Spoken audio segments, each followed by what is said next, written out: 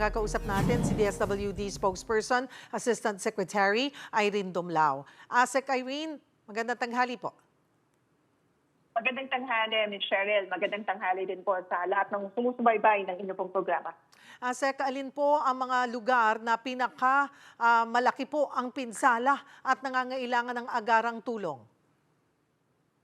Well, Ms. Cheryl, close to 500,000 families po or more than 1.6 million individuals yung apektado nga po in 2,651 barangays sa regions NCR, 1, 2, 3, Calabarzon, Mimaropa, 5, 6, 7, 8, 9, 10, 11, 12, Caraga, Car, and Barm. At ang mga rehiyon po na may pinakamalaking bilang ng apektadong pamilya ay una sa Region 3, may 571 barangays na affected na kung saan nga po more than 271,000 na mga pamilya ang apektado. Samantala, Ms. Sheryl, sa Region 6, merong 591 barangays na affected. Wherein more than 83,000 na mga pamilya ang naapektuhan. Sa Region 1 naman po, merong mahigit 37,000 na mga pamilya ang apektado. At sa Region 7, meron naman pong mahigit 22,000 na mga apektadong pamilya. So, ang pinakamalaki po ay nandito sa Region 3 dahil nga po sa matinding pagbabaha. Nasa 49,000 daw po yung kinailangang ilikas dahil sa bagyo at habagat. Paano po ninyo sinisigurong maayos yung kanilang kalagayan, lalo na sa usapin nga ng kalinisan, kalusugan at seguridad? Yes, tama po kayo dyan, Ms. Cheryl, dahil nga ang DSWD ay nangunguna rin sa camp coordination at camp management. Tinitiyak natin na yung mga evacuation centers ay meron pong conducive spaces for evacuees. Tinitiyak natin na may mga child and women-friendly spaces at meron pong provision ng psychosocial first aid para doon sa mga kababayan natin na naapektuhan na nakakaranas ng trauma or anxiety. And then of course, tinitiyak natin na meron po tayong water and sanitation health facilities, merong mga hygiene kits at mga sleeping kits, pati na yung mga ibang non-food items na naipapamahagi. Sa katunayan, Ms. Cheryl, kahapon nag-ikot tayo kasama si Secretary Rex Gatchalian doon sa mga evacuation centers sa Bulacan at sa Pampanga. At kaninang umaga, nagtungo po tayo ng evacuation centers dito naman po sa Payata, sa Quezon City.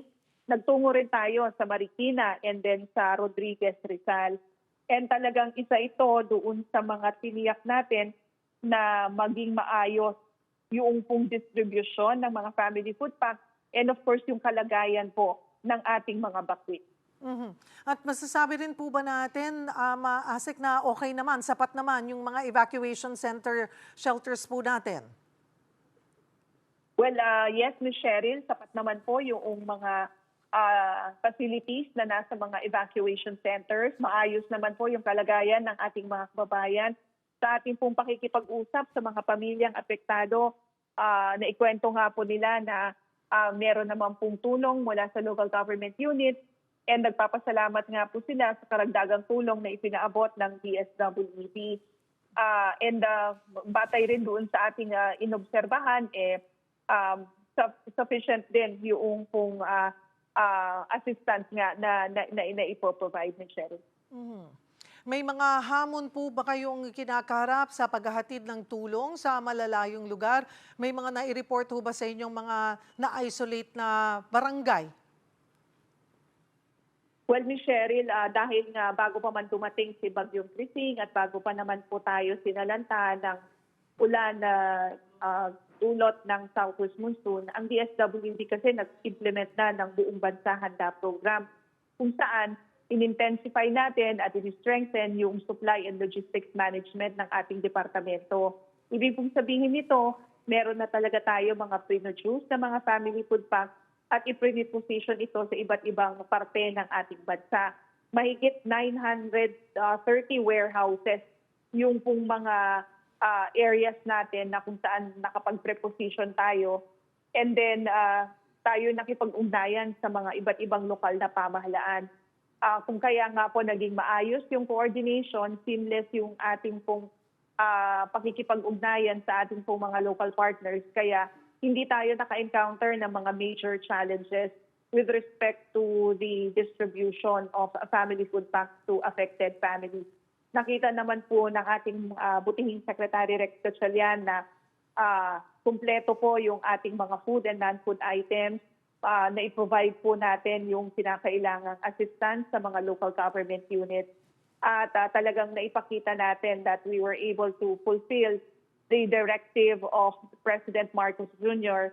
na tiyakin na wala pong apektadong pamilyang Pilipino na magugutom sa panahon nga po nitong kalamidad. At Asek, magpapatuloy pa ito. Ayon nga po sa Pag-asa ay binabantayan itong 2 low pressure area at inaasahan ngayong araw ay may mamumuo o mabubuong isang bagyo. At magpapatuloy itong enhanced na habagat natin. Ano pa ang paghahanda rito ng ahensya? Well, Ms. Cheryl, nagpapatuloy yung production ng mga family food packs sa ating pong National Resource Operations Center at sa Visayas Disaster Response Center.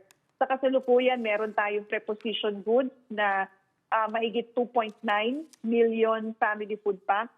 Meron din po tayong mga non-food items na naka-preposition din sa iba't ibang lugar sa ating bansa. Yung pong mga regions na hindi po naapektuhan ng pag-uulan, tinitiyak nila na meron pong kumpleto yung ating mga stockpiles sa ating mga warehouses habang nagpapatuloy nga yung production ng mga family food packs. And ito po, nakikipag-ugnayan tayo sa ibang ahensya ng pamahalaan so that we could determine ano yung mga areas na potensyal na maapektuhan nito nga pong posibleng maging bagyo at para ma-prepare natin yung ating mga stockpiles doon po sa mga lugar po na iyon. At kung kinakailangan natin mag-replenish ng mga food packs, isinasagawa po natin through our National Resource Logistics Management Bureau. Maraming salamat po for the update, DSWD Assistant Secretary Irene Dumlao.